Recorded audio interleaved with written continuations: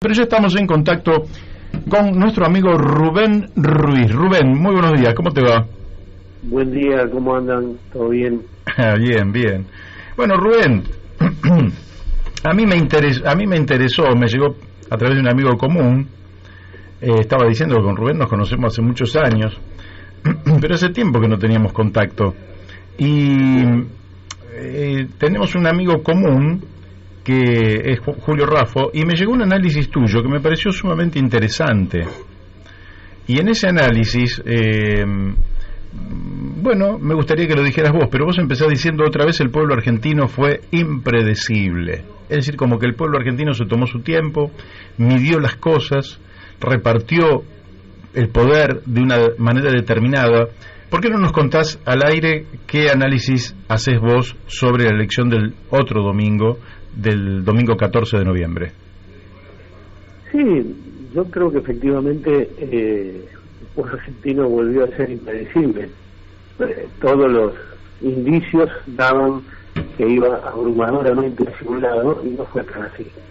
De cualquier manera, efectivamente puso al peronismo en su piso electoral histórico, muy bajo, 33%, y puso a la derecha política, digo derecha política porque me parece que derecha no solamente hay en Juntos por el Cambio, sino que hay en otros lugares también, pero por lo menos la derecha representada políticamente por debajo del 50% de los votos, aún sumando a Milei y algunos partidos conservadores provinciales. O sea que me da la impresión de que algunas cuestiones que se dijeron durante la campaña en la cabeza de la gente jugaron un papel.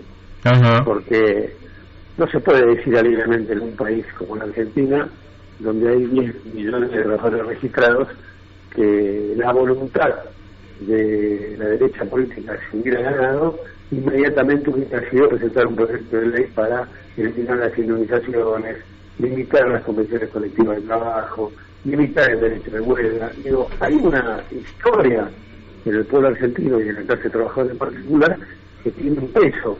Bueno, saben que efectivamente muchos trabajadores votaron por Juntos por el Cambio, no hay que subestimar eso, pero nadie es tonto. Es decir, me parece que esto es lo que efectivamente ha pasado. Y también creo que hay un dato relevante que no podemos obviar.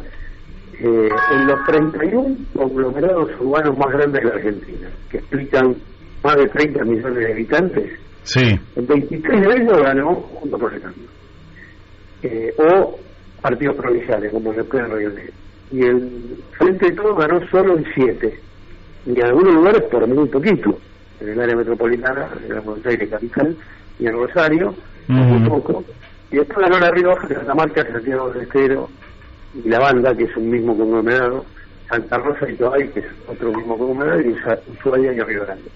Quiere decir que donde hay más trabajadores registrados y más desarrollo productivo, el dato es que ganó Juntos por el Cambio, y eso a mí no me parece menor, independientemente de lo que dije antes, que es obvio que en el Gran Buenos Aires y en Rosario una mayoría de trabajadores sindicalizados y de precarizados o desocupados que están realizando los movimientos sociales votaron por el Frente de Todos o por la izquierda también, ¿no?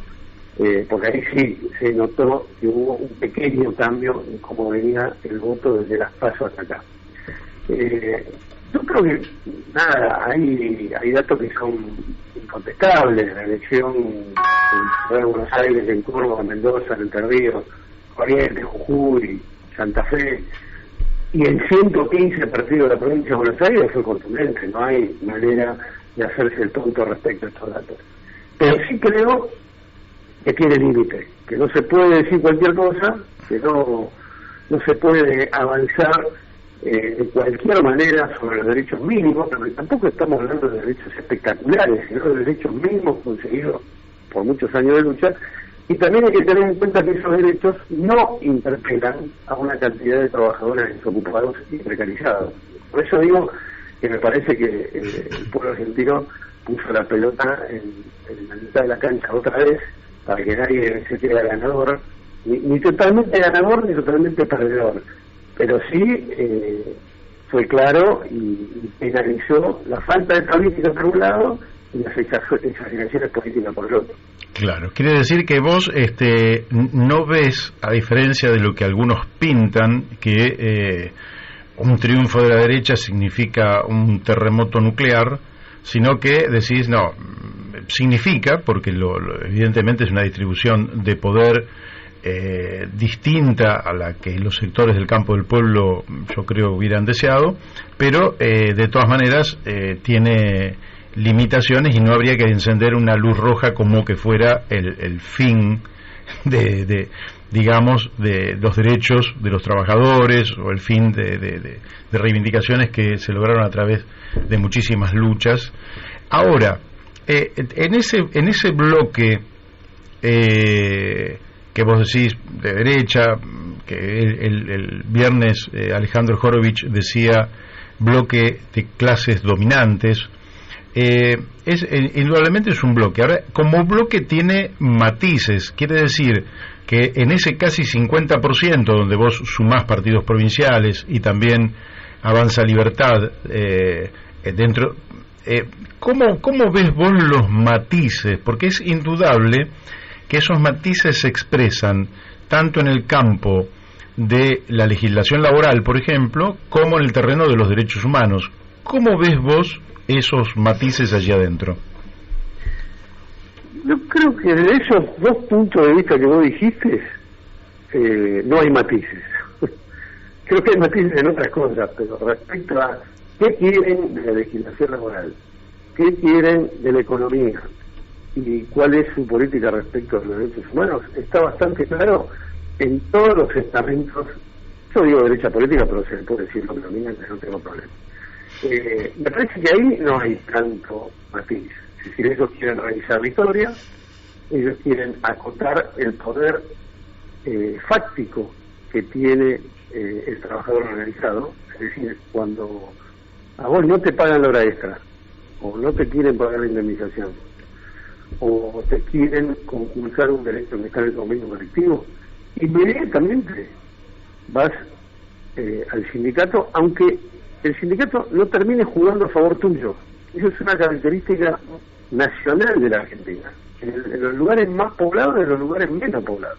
Después está la discusión de si el sindicato te ayuda o no te ayuda, pero lo primero que hace el trabajador es acordarse que ese derecho existe. Eso no existe en muchos lugares del mundo. Yo creo que es un bien cultural que tenemos y que no vamos a perder con facilidad. Ahora, sí hay noticias respecto a ser más exagerado o menos exagerado, o más rápido o más lento. Y ahí yo creo que la derecha política o el bloque dominante resuelve los problemas con mucha más habilidad que el campo popular.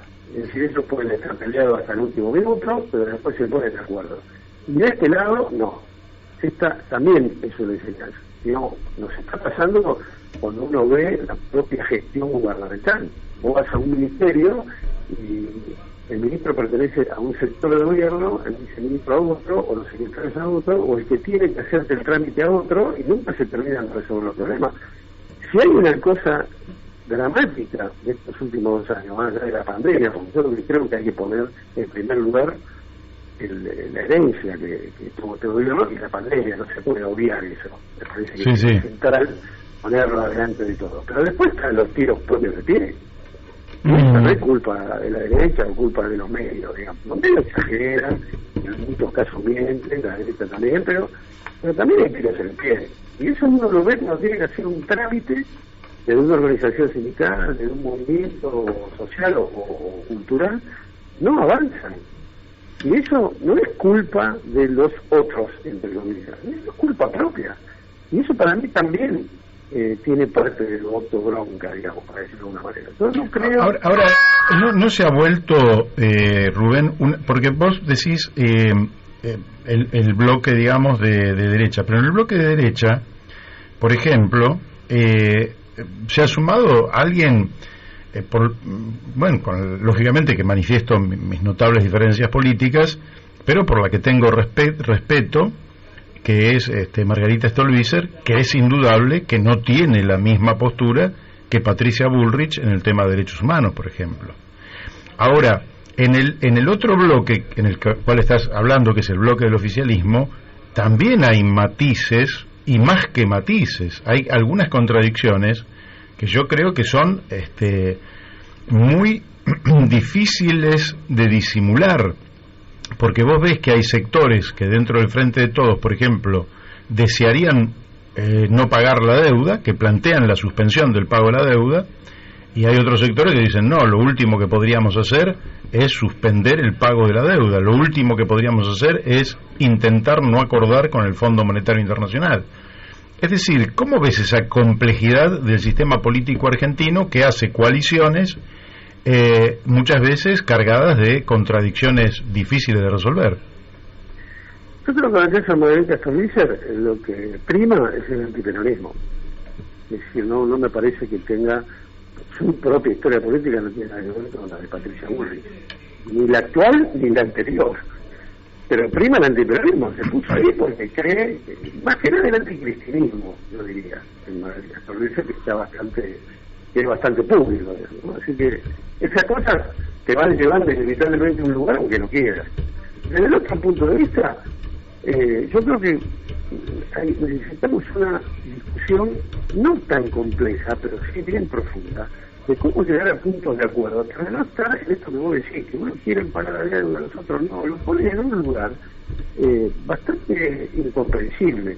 En mi opinión, lo primero que se tendría que hacer es investigar la deuda, porque ahí se va a develar si la pagamos varias veces, quién la hizo, quién se benefició, a quién habría que cobrársela. Y ahí se acabaría la discusión en el campo popular, no con el Fondo Monetario, pero sí entre nosotros. Entonces me parece que hay que buscar puntos de acuerdo, donde uno diga, ¿qué pasaría? Tampoco, esto lo hizo Ecuador, no estoy hablando de que nadie lo hizo nunca en su vida. Ellos lamentablemente no tienen moneda, así que tenían esa económica ventaja, pero lo que quiero decir es que sí se puede resolver esa discusión al interior del bloque popular. Que es que, por ejemplo, en el caso de la deuda, que además hay un fallo, que dice que hay que investigar, bueno, tampoco vamos a empezar de cero, porque ya se investigó esto, fallo de cero, ahí se develaría, dentro del campo popular, quién está de acuerdo con los intereses de la mayoría y quién no. Porque nadie podría estar en desacuerdo en investigarla. Y eso es un elemento para negociar. Todos aquellos que tenemos alguna experiencia en negociaciones sindicales o políticas, sabemos que las herramientas que tiene cada uno no son neutras.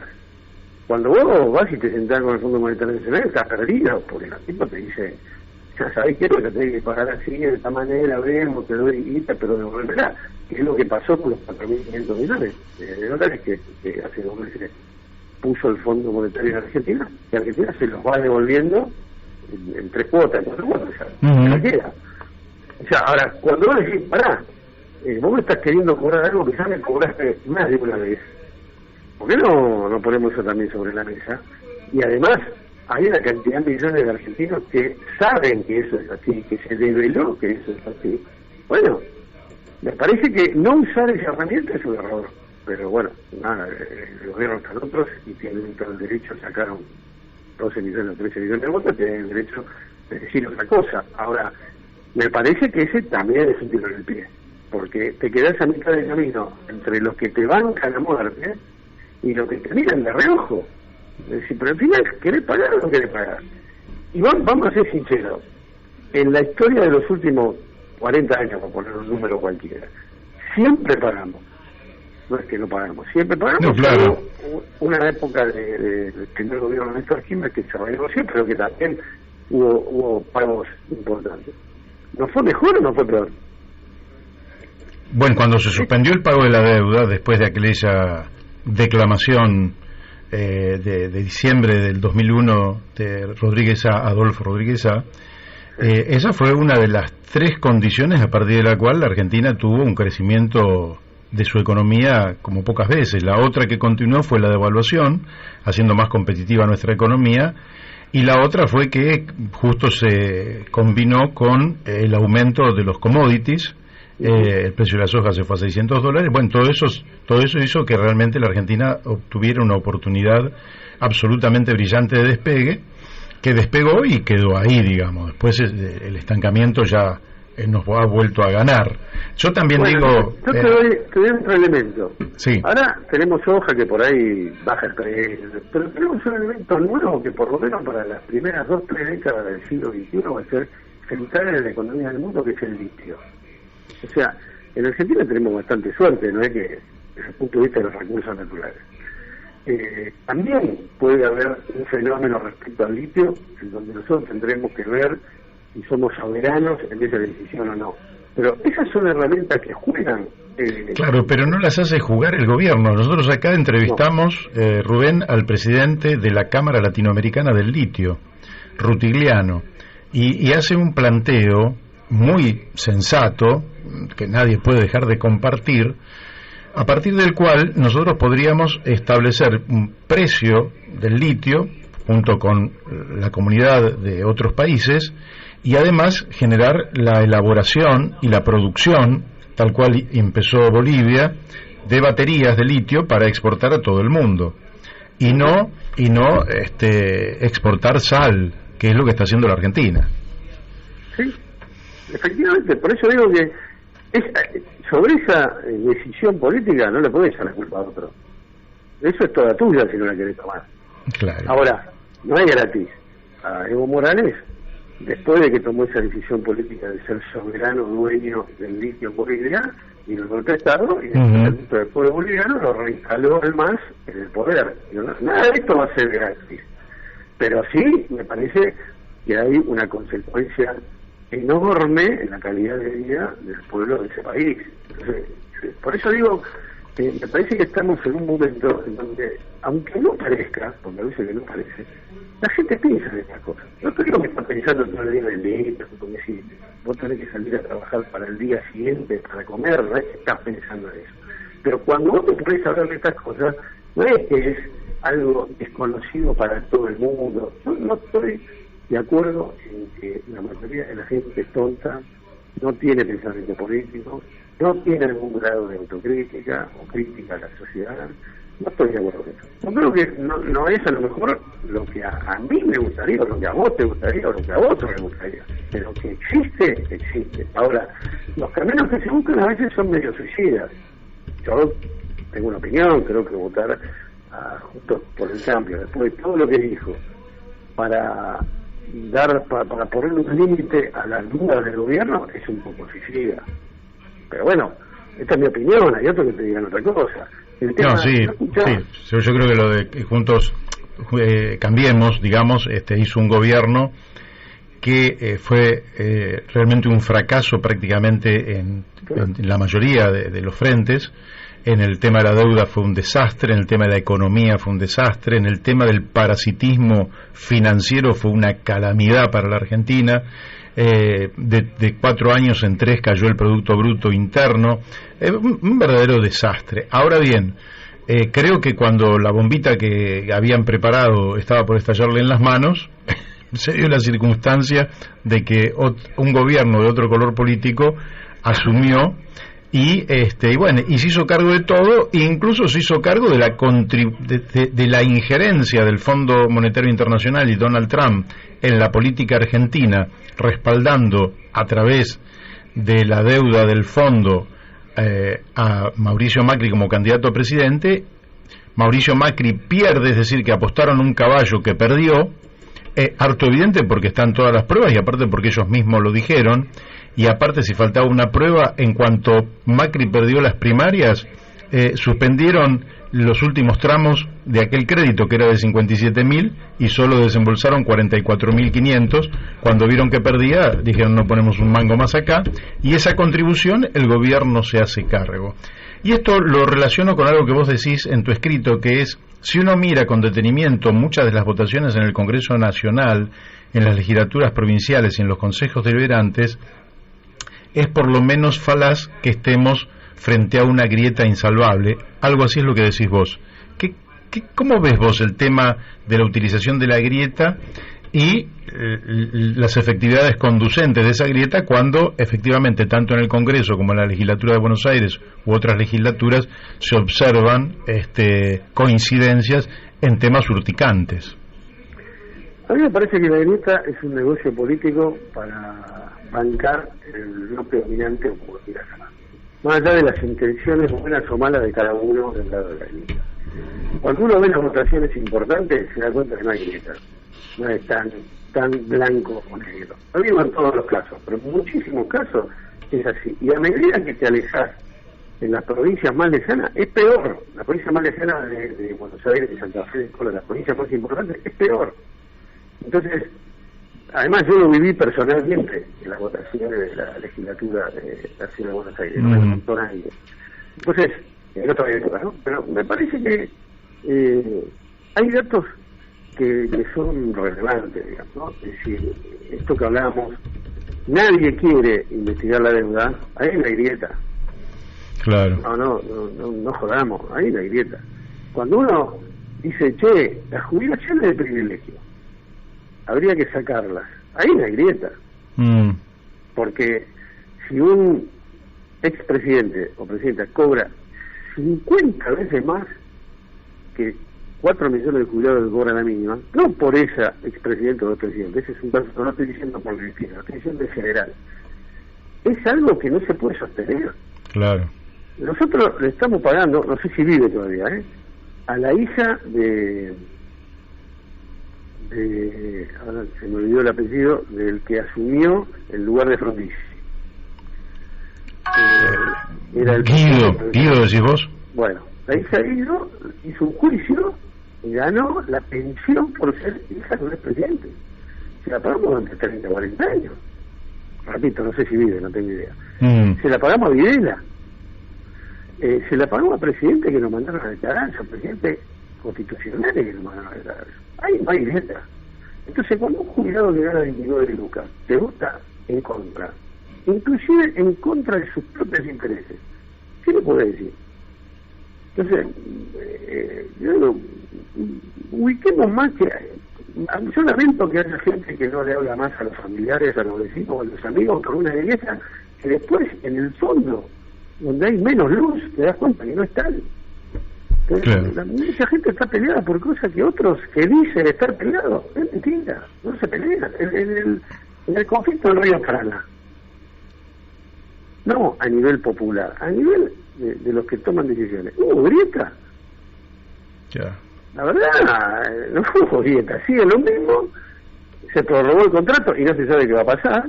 Y todos sabemos que el 75% de las exportaciones de este país pasan por el río Paraná-Paraguay. Y todos sabemos que Paraguay, sin tener costas en el mar, exporta más que la Argentina. Y que hay un contrabando fenomenal. Grieta ahí.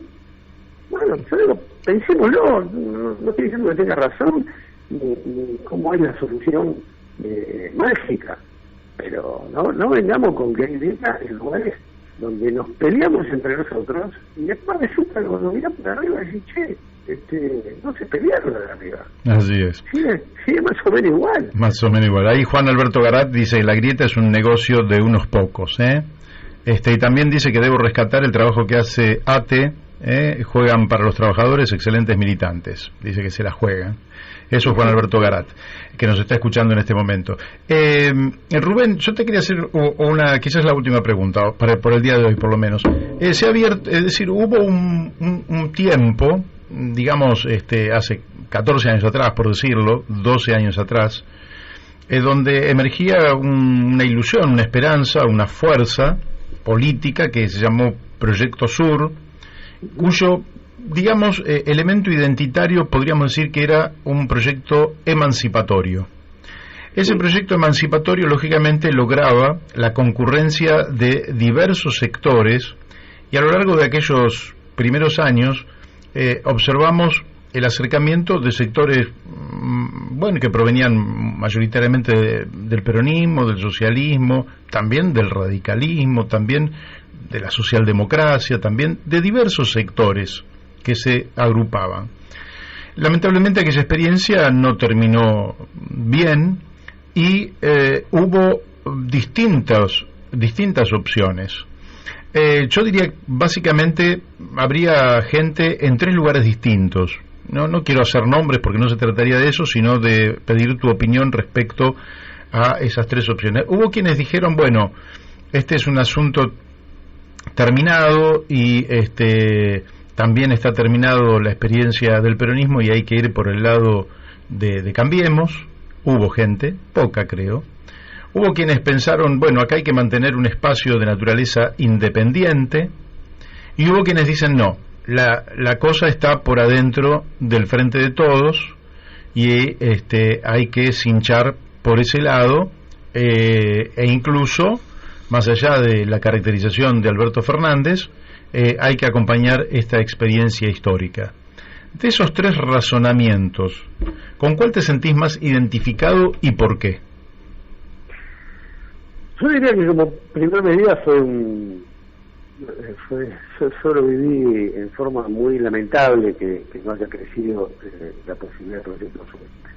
Porque planteaba cosas, lo vuelvo a repetir, en la primera elección de 2009 decía cosas que parecía que estaban en la estratosfera, la nacionalización de los recursos naturales, y casi un 25% del voto de la capital federal. Era algo que estaba en la gente pero que nadie lo decía. En ese sentido, y no tuvo un mérito enorme en ser cabeza dura y plantear 4 o 5 cosas.